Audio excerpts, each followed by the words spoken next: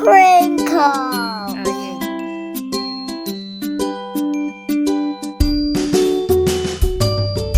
First, prepare ta og mga chocolates diha na mga nabilin diha sa inyong refrigerator. So, cookies ang naanak ko.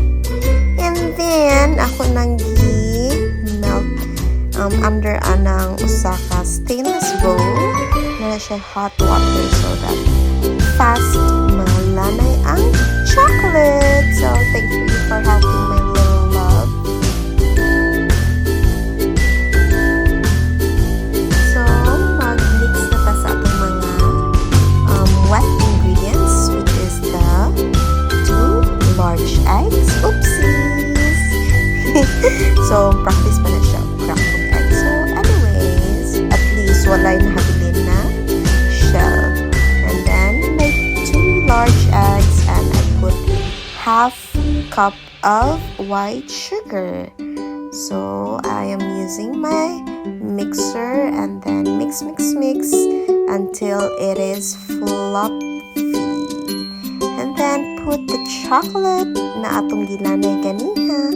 Actually, it's supposed to have daghan jud na chocolate, but I don't want that too sweet for the crinkles because kami akong anak so sensitive sa chocolate. And then ito lang siyang i-mix until it is totally combined. I also put a vanilla extract, 2 tablespoons.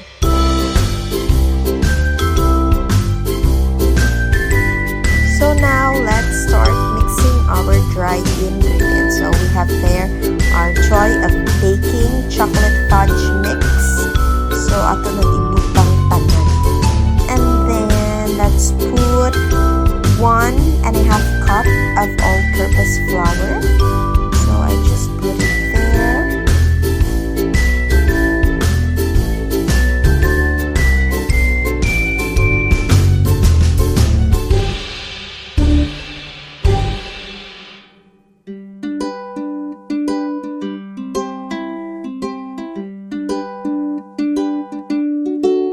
So after the flour, let's put some baking powder, just a half tablespoon of that. Okay, put, and then let's also put some salt. So 1/4 teaspoon of salt, just a little bit to balance the taste. Everything up until well combined.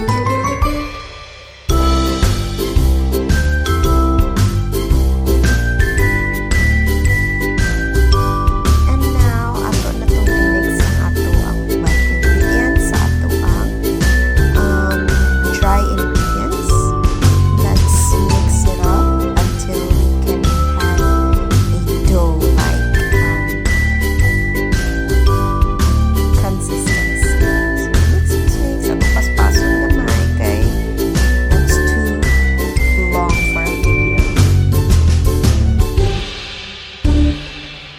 done mixing, and then kung ana na consistency sa dough, okay na jud kaayo na siya. So ako lang jud na siyang gikamot na lang jud ako using plastic because para nindot ang iyang consistency.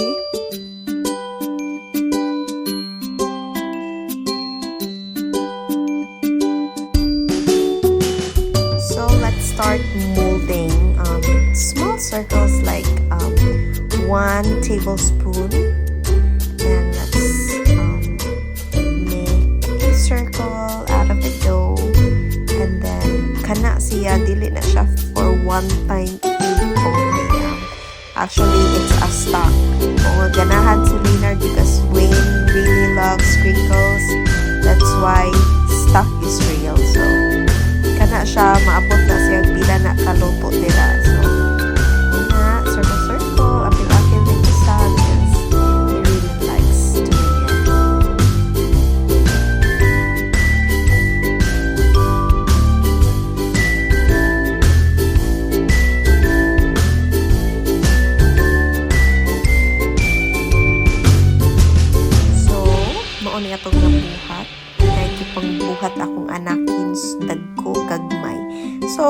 na nang nabutang di idea for 200 degrees and then for 25 minutes. So, mauna na siya. Taran! Wow! So, panami of bake. So, this is the result. So crunchy on the outside and so chewy in the inside, right, love? Yes. Yes, so cheers! Yum, yum, yum. It's so the yummy. goodest sprinkles in the entire world. So,